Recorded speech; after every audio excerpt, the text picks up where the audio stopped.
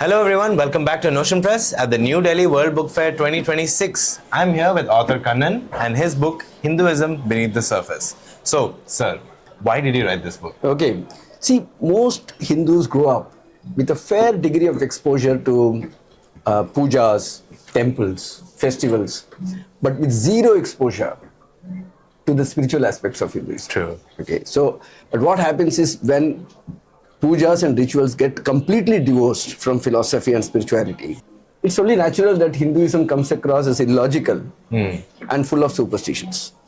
Now, as a consequence, what I see is that a significant section of today's educated Hindu youth is drifting away from Hinduism.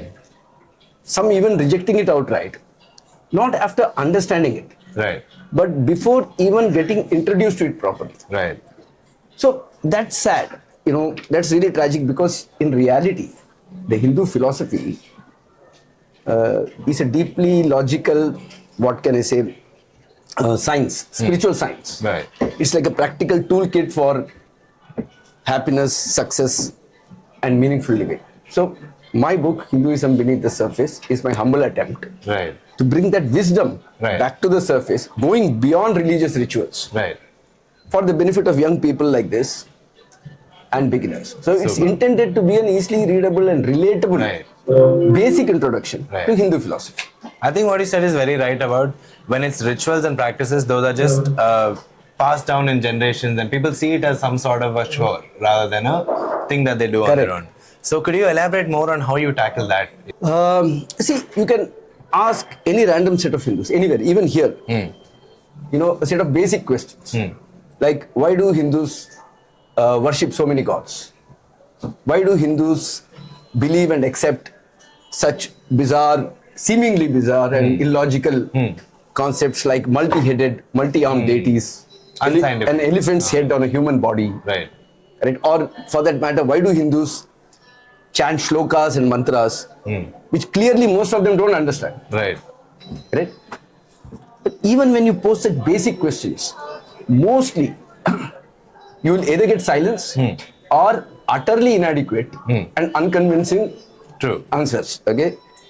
But then these are very, very basic and elementary concepts in Hinduism, and these are also very legitimate questions which can arise in the minds of any young man or young woman. And when you cannot answer them convincingly Right. and give logical answers, you're certain to lose the next generation. True. Correct? True. And you have only yourself to blame for that. True. So it's as clear as daylight today that most young Hindus never get to learn Hindu philosophy. Yeah. That's why this book. Right. And that's one thing you told about, like how a lot of beliefs are unscientific or they cannot be based on any evidence with science. So when the youth have questions like this, how does one tackle, because that is a very difficult thing to get over, right? Now you have to read this book. There's a solution. So no, basically these are very basic concepts. It's not, it only scratches the surface. And these basic concepts have very basic answers. But people don't take the trouble of getting into that side of Right. Hindu philosophy at all. They remain within the comfort of rituals because it gives them some security. True. And it's just And passed down. Yeah, I don't blame those also. I don't look down upon rituals and pujas. Those also serve some purposes. And it can give you comfort, it can give you security. But it's equally, if not more important, to get into the spiritual side. True. Because the spiritual side is very strong. True. It's, like I said, a spiritual science. Yeah. One more thing I wanted to ask is, in this book, you've taken a very unique approach to it, where you've made it seem like a family conversation. So, how did you come up with that idea? Good question. So, see, I chose everyday family conversations because real understanding starts with real questions. True. Correct. And where do you find real questions? You find real questions in your family. Yeah. Honest questions between parents and children. There is no inhibition. People ask everything they want to. Unfiltered. Correct. And so this book follows the discussions between a set of parents in their 50s and their children in their 20s.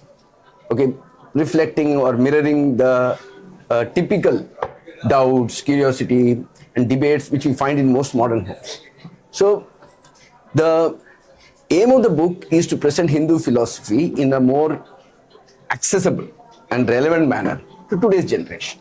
So, Author Kannan, one thing that I believe is that any religion, as long as it allows its members to think and come up with ideas on their own and rationalize things on their own, then it's fine.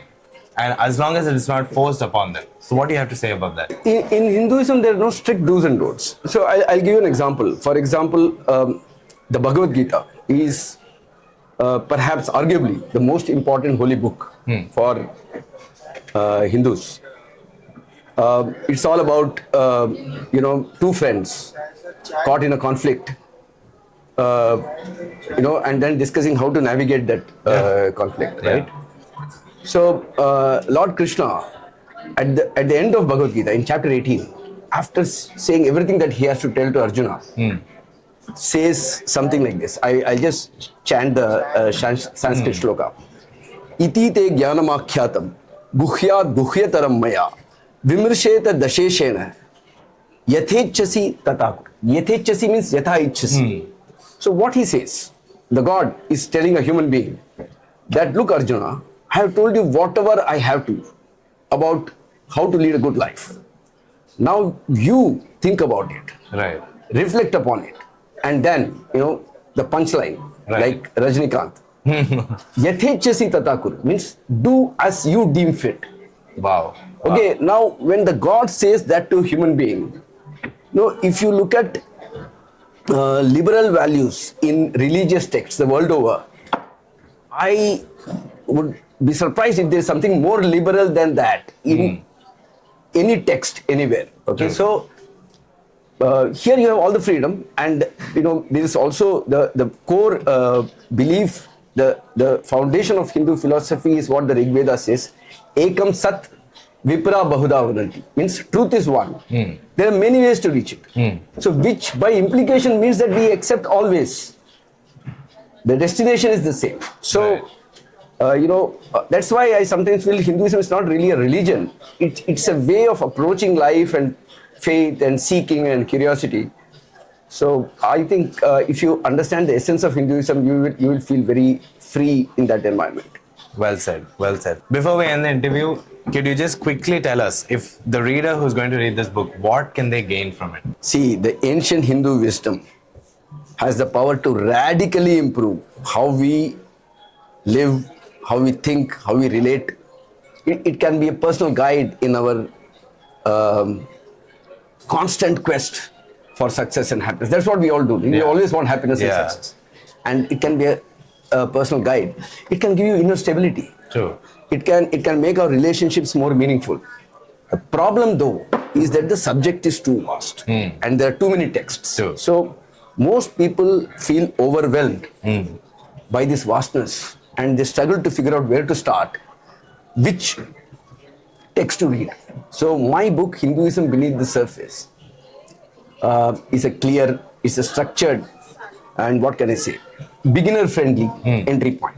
Superb. Okay, Amazing. so it basically seeks to equip readers like this with foundational clarity based on which they can reflect, they can grow, they can learn and explore more on their own terms. Right. Yeah. So that's how they will benefit. Well said. So that is Hinduism Beneath the Surface by author Kannan. Congratulations on being an author, and thank you so much for joining us here. Thank you for having me. Thank you. Thank you.